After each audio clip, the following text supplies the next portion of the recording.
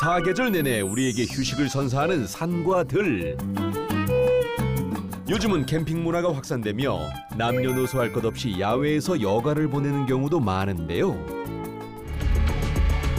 하지만 이런 산과 풀밭에는 눈에 보이지 않는 바이러스가 있어 사람들의 건강을 위협합니다. 특히 반세기 전 괴질로 불렸던 유행성 출혈열은 전 세계 수많은 군인과 농민을 위협했던 공포의 대상이었습니다.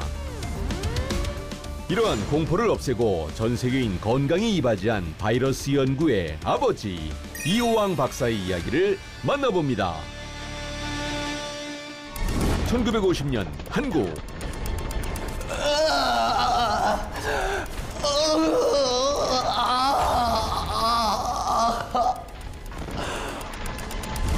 전쟁 중이었던 우리나라는 매일같이 환자가 나오는 전염병 전시장이었습니다. 티푸스, 장티푸스, 말라리아, 콜레라, 매독, 임질, 그리고 환자분 괜찮으세요? 아니, 뭐 어디가 제일 아프세요? 열이 나고 눈이 충혈되고 피부에서 피가 나요. 죽겠어요.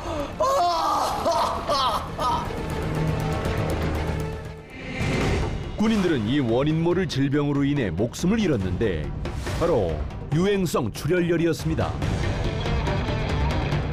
이 유행성 출혈열은 1950년 6.25 전쟁 중 강원도 철원에 주둔해 있던 600여 명의 유엔군을 감염시켰고 점점 퍼져나가 2년 후에는 3천여 명의 미군에게 큰 고통을 주게 됐습니다. 그 과정을 옆에서 지켜본 의대생 이호왕은 진로에 대해 결심하게 됐는데 그래, 병원을 들어가는 게 아니라 전염병을 공부해야겠어. 그는 바로 대학원에 진학해 미생물학을 공부하기 시작했습니다. 그러던 1969년 예? 미 육군에서 연구비를 지원해주는 제도가 있다고요? Of course. 그렇죠. 뭐 연구하시고 싶은 주제가 있으세요? 예. 전부터 출혈열의 원인을 찾는 연구를 하고 싶었습니다. 좋네요.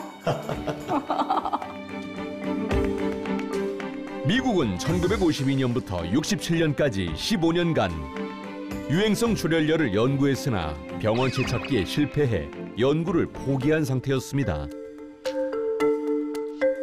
미 육군은 바로 그의 연구에 연구비를 지원하기로 했는데 하지만 이후 연구의 길은 쉽지 않았습니다. 연구팀은 출혈열 환자의 혈액으로부터 분리한 혈청을 검사하고 당시 유행 지역에 많이 나타난 야생 쥐를 매개체로 추정해 연구하고자 했는데 쥐를 잡아야 된다고요? 쥐가 병을 퍼뜨리는 건 거의 확실하니까 꼭 잡아야 될 거 아니야. 자, 돌려! 쥐를 잡자 쥐를 하지만 야생쥐를 잡는 일은 결코 쉽지 않았습니다. 쥐를 잡자 찍찍찍 출혈열 유행 지역을 뒤지며 쥐를 잡던 연구원들은 갖은 순환을 겪게 됐는데 네? 간첩이라뇨? 아니, 전 연구했을 쥐를 잡았을 뿐이라고요. 아니, 저기요! 아이. 연구원 중 한 명은 쥐를 잡다가 간첩으로 몰려 체포를 당했고 박사님. 아니 이게 어떻게 된 일이야? 제가 출혈열에 걸린 것 같습니다. 아유, 어떡해. 연구원들 중 7명이 출혈열에 감염돼 사경을 헤매기도 했습니다. 그렇게 고군분투하며 투자한 시간이 5년. 하지만 연구팀은 출혈열의 원인을 찾지 못하고 막다른 벽에 부딪혔는데 그런데 그때 박사님, 편지가 왔는데요? 편지? 네. 투 호왕? 안녕하십니까, 이 박사님?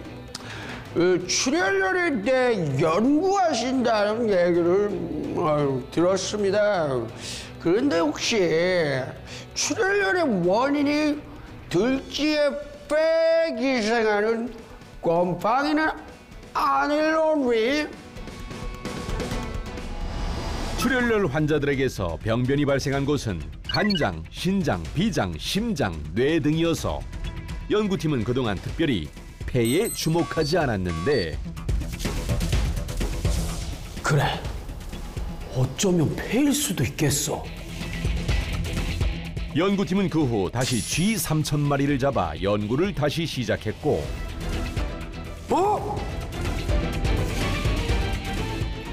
유레카!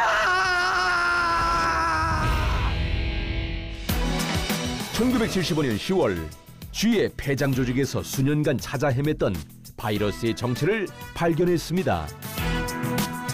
이호왕 박사가 발견한 출혈열의 병원체가 언론과 학회에 알려지자 국내외 연구자들의 관심이 쏠렸는데 한탄강 유역을 발로 뛰며 잡았던 쥐들을 생각하며 바이러스의 이름을 한탄 바이러스라고 붙였습니다. 한탄 바이러스의 발견은 세계를 놀라게 했고 세계보건기구는 이호왕 박사의 연구실을 출혈열 연구협력센터로 지정했습니다. 그리고 그의 연구는 바이러스 발견에서 멈추지 않았는데요. 여러분, 우리가 바이러스를 찾았으니 이제 치료제인 백신도 만들어야죠. 그렇게 1981년부터 백신 개발에 나섰는데 하지만 예? 임상실험 대상을 찾기가 힘들다고요? 네. 다들 불안하다고 백신을 안 맞겠다고 하네요. 어쩌죠? 그럼 제가 제일 먼저 맞겠습니다. 네? 박사님이요? 사람들이 새로운 백신을 불안해하자 그는 바로 백신의 첫 접종자를 자처했습니다. 하지만 연구팀의 제약회사 직원까지 동원해도 임상실험 대상으로는 데이터가 부족했는데 아, 박사님! 아, 지금 사람들이 몰려와요. 어? 아니 왜? 백신을 맞겠대요. 백신을? 왜? 아니, 그 골프장에 골프를 치러 갔던 사람이 출혈열에 걸렸다는 기사가 났대요. 그래서 골프장 직원들이랑 애호가들이랑 서로 맞겠다고 지금 난리래요. 아니 어떻게 이런 일이? 아이고 감사합니다. 이 일로 자연스럽게 2천여 명의 임상실험이 진행됐고 1990년 9월 백신이 시중에 출시. 우리나라 신약 1호 한타박스가 탄생했습니다. 이후에도 그는 서울 바이러스를 발견. 240여 편의 논문, 10건의 특허라는 결과물을 냈고 그는 미국 시민권자가 아닌 사람 중 처음으로 미 육군 최고 시민 공로 훈장을 받았습니다. 또한 2021년엔 노벨 생리의학상 후보로 거론되기도 했는데 그런 후학들에게 늘 이런 말을 전했습니다. 과학자에게 우연이란 노력할 때 찾아오는 선물입니다. 엄청난 노력을 하면 귀인이 반드시 나타나요. 제 인생이 그랬습니다. 1930년부터 75년까지 42년 동안 수많은 학자가 발견하지 못했던 출혈열의 원인을 밝혀내고 바이러스의 진단법, 백신까지 만들어낸 전무후무한 기록을 세운 이호왕 박사. 그의 집념과 끝없는 노력이 전 세계인의 건강을 지켜낸 것은 아닐까. 이번 주 핫 이슈. 최근 환경오염과 지구온난화의 원인으로 꼽히고 있는 육류 소비. 그래서 전 세계적으로 환경을 위해 공장식 축산을 줄이고 대체육을 생산하는 움직임이 일어나고 있는데요. 만약 공기로 고기를 만들 수 있다면 믿으시겠습니까? 그런데 그것이 실제로 일어났습니다. 최근 싱가포르에서는 세계 최초로 공기 단백질, 즉 공기육이 시판 승인을 받았는데요. 공기육은 그동안 나온 식물육, 발효육, 배양육과는 달리 미생물의 공기를 먹여 단백질을 생산하는 원리입니다. 이 공기육을 개발한 핀란드의 식품기업은 이산화탄소와 수소, 산소 등이 공기육의 주 재료라고 밝혔는데요. 수소는 물을 전기분해에 공급하고 이산화탄소는 공기 중에서 포집합니다. 그리고 미생물이 있는 생물 반응기에 수소와 이산화탄소, 소량의 다른 영양 성분을 주입하면 미생물이 단백질과 탄수화물, 지방을 토해낸다고 하는데요. 이를 건조해 분말로 만들면 단백질 함량이 약 70%로 말린 콩과 비슷한 성분이 되고 반죽을 하면 고기와 같은 식감이 된다고 하네요. 사실 이런 공기육의 시작은 1960년대 미 항공우주국이었는데요. 우주비행사를 위한 식품 조달 시스템을 연구하던 중 우주비행사들이 날숨을 통해 배출하는 이산화탄소를 활용해 단백질을 생산하는 방안을 생각했었죠.